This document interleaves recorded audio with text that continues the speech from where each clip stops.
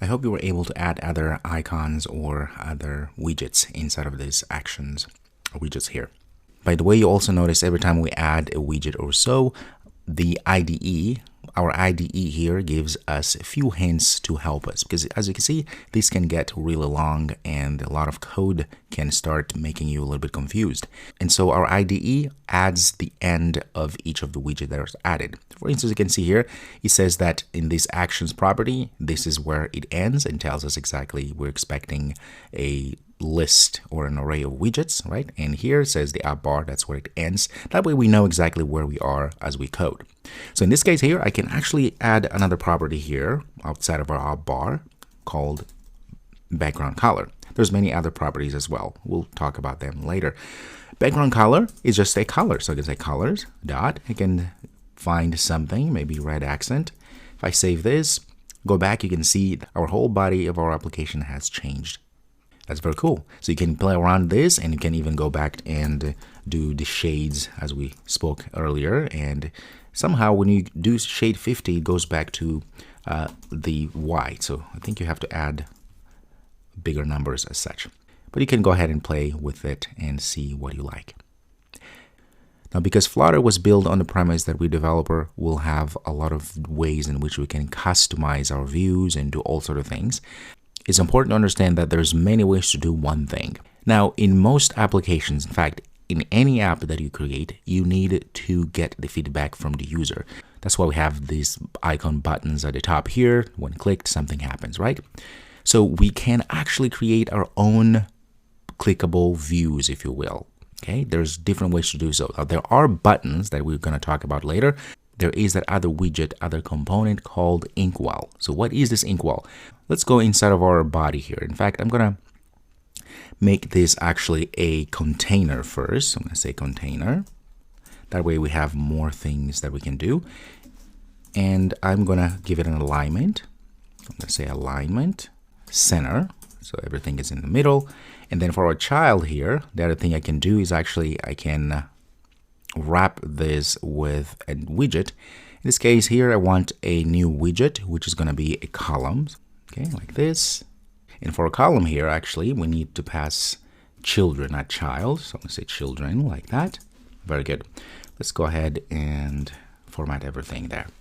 And just to make things even better, I'm going to put a main axis alignment here. I'm going to say main axis alignment, center. It's totally fine. Very good. So what is this InkWell thing? Okay, I'm going to show you. I'm going to say InkWell, and there's all sort of things we can do. Again, you can see that it gives us this idea of what are the properties we can pass along with InkWell. There's a lot of them. Think of an InkWell as another component, another widget that allows us to customize what we want to do. But the most important thing is that we can pass a tap action to it. There's all sort of different tap actions, right? There is on tap, there is on double tap, there is on long press, as you can see there. Okay, there's a lot of them. So we can actually leverage that.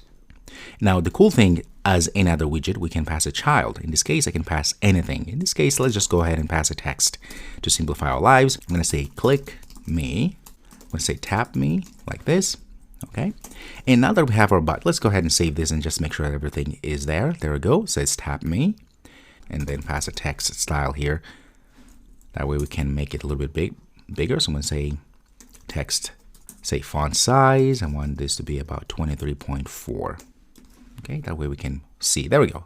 Big enough. Now, the most important thing here is that we can actually attach some sort of action or some sort of event to our InkWell. I can go ahead and type O, and the moment you do that, you can see we have on double tap, on highlighted change, on hover, long press, tap, all those different tap actions that we can actually, events I should say, that we can actually capture. So in this case here, I'm going to go and invoke the on tap. If I go like this, then I can pass whatever I want here. So I can go ahead and pass, obviously, what I want to happen when this happens. So in this case here, I can go ahead and say, just like we did before, debug print, and say tapped like this. If I save and click, and you can see as I tap, look, and I hold, you can see there is that awesome propagation of event there. And look down here in our run, you can see tapped has been invoked many times because that's what we've been doing. Okay, and just like that, I was able to create my own view that is tappable. Now you can see I can pass anything here. I can pass another container and make it more beautiful, and I can customize the way I want. That is the power that we have with Flutter. But just on a side note here, remember that we've been adding text. Now, when we add text, we don't have to put the direction anymore, right? Because we are inside of a scaffold. Scaffold takes care of all of that. Pretty neat, isn't it? So I hope with these small examples, you're able to start seeing the possibilities of things you can do. Okay. In fact, what I want you to do before we go to the next video is to see if you can create a very nice button, something that is nice, round if you wish to do so. Just figure that out so that you can customize this InkWell, which is in this case the button, really. It is a button that we customize. So I want you to customize it to your liking, add more style to your text, make it bold, all the things that we've learned and other things that you should go and look into the documentation so you can implement those, so you can implement other properties. And one last thought I would like to let you know is that as we progress, as we learn these things, as we learn about Flutter and how to create these applications, I want you to also start thinking of what are the things that you want to build, because that is the whole idea why we're doing this, right? So we are learning this so that we can actually apply.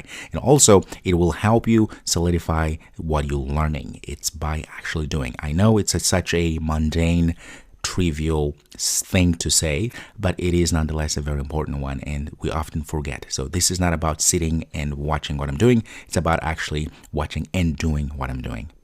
All right, so go ahead and do that, and I'll see you next.